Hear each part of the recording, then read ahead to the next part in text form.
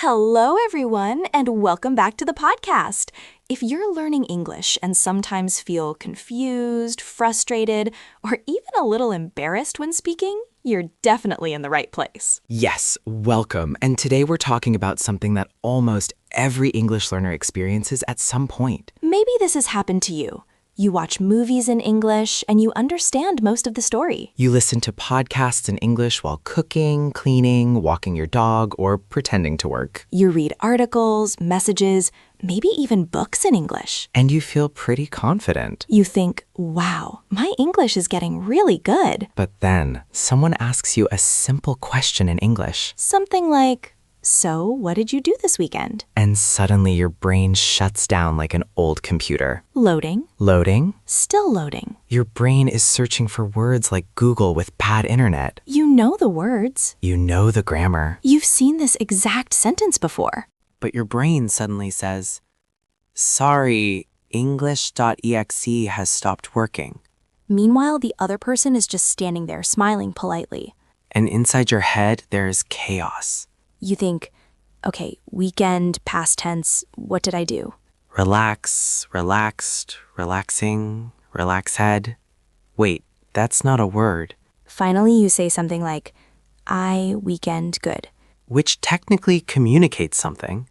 But later that day, when you're alone, your brain suddenly creates a beautiful, perfect sentence. I had a really relaxing weekend. I spent time with friends and watched a movie. And you think, why didn't I say that earlier? If this has happened to you, don't worry. You're not bad at languages. You're not stupid. Your brain is not broken. You're just experiencing a very normal stage of language learning. And today we're going to explain why this happens. And more importantly, how to fix it. But before we continue, quick reminder. If you enjoy this podcast and it helps you learn English, please subscribe to the channel, like the video, and share it with another English learner. And we'd love to hear your experience. So after listening to this episode, go to the comment section below the video and tell us, do you understand English better than you speak it? All right, let's start with something important. First, you need to understand something about language learning. There are 4 main language skills: Listening, reading, speaking, and writing. Listening and reading are called passive skills. Because you receive information. But speaking and writing are active skills. You must create the language yourself. And this is where things get harder. Let's imagine something. Imagine you love music. You listen to beautiful piano songs. You understand the music. You enjoy it. But if someone puts you in front of a piano and says, okay, now play, you might panic. Because understanding music and producing music are very different skills. Language works exactly the same way. Now here's something funny that happens to many learners. You might understand English perfectly when watching a movie. But when someone speaks English directly to you, your brain suddenly becomes nervous. It's like your brain says, oh no, this is real life. Now we must actually respond. Let me tell you a small story. A friend of mine was learning English for years. He watched movies every day. He listened to podcasts constantly. He understood almost everything. But he almost never spoke English. One day, he traveled abroad. He went to a cafe and the waiter asked him, what would you like? And my friend completely froze. He forgot the word for coffee. Coffee? The most important word for many humans. He stood there silently. The waiter waited. People behind him in line waited. Finally, he said, bean water, please. Which technically describes coffee. But it's not the usual way to order it. The point is, this happens because speaking is a different skill. Another big reason learners struggle with speaking is what we call the silent student problem. Many learners spend years studying English. But most of that time is spent reading, listening, or studying grammar. Those things are useful. But speaking requires practice. Imagine going to the gym every day. But instead of exercising, you only watch other people exercise. You sit there drinking a protein shake. You say things like, wow, great squat technique. But you never lift the weights. After 6 months, will you be strong? No. But you will be very good at observing.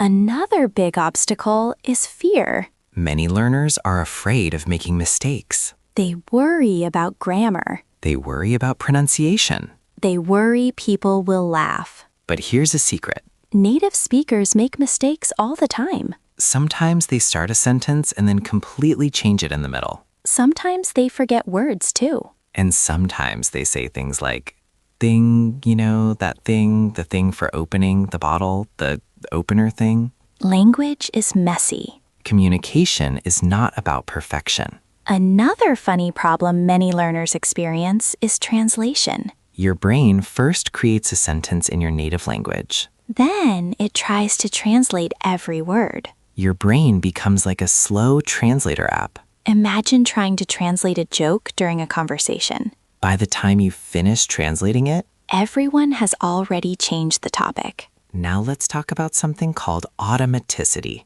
Automaticity means doing something without thinking too much. For example, when you ride a bicycle, You don't think about every movement. you just ride. But the first time you tried riding a bike, You probably looked like a baby giraffe learning to walk, wobbling everywhere, almost falling. maybe actually falling. But eventually, your brain learned the skill. Speaking English works exactly the same way. At first, it feels slow and awkward. But with repetition, your brain becomes faster. Now let's talk about some solutions. The first one is simple. Speak every day. Even 5 minutes helps. Talk to a language partner, Talk to a teacher. or talk to yourself. Talking to yourself is actually a fantastic exercise. You can describe what you're doing. I am making coffee. I am opening the fridge, I am eating the last piece of cake. which is an important life skill. Another technique is shadowing. Shadowing means listening to English audio and repeating it immediately. You copy the rhythm and pronunciation, It feels strange at first. but it trains your brain to speak faster. Another powerful tip is learning phrases instead of single words. For example, That's a good point. I see what you mean. that makes sense. These phrases are like ready-made building blocks for conversation. And finally, remember something very important. Speaking is not a test. It's communication. Your goal is not perfect grammar. Your goal is expressing ideas. Before we finish, here's one last thought. If you already understand a lot of English, you've already done the hardest part.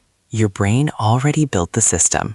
Now you just need to activate it. All right, that's it for today's episode. If you enjoyed this podcast, don't forget to subscribe, like the video, and share it with another English learner. And go to the comment section below the video. Tell us, do you understand English better than you speak it? And what situation makes speaking English most stressful for you? Job interviews? Small talk? Ordering food? Or forgetting the word coffee and saying bean water? We read your comments, and they often inspire future episodes. Thank you for listening. Keep learning, Keep practicing. and we'll see you in the next episode. Bye, everyone.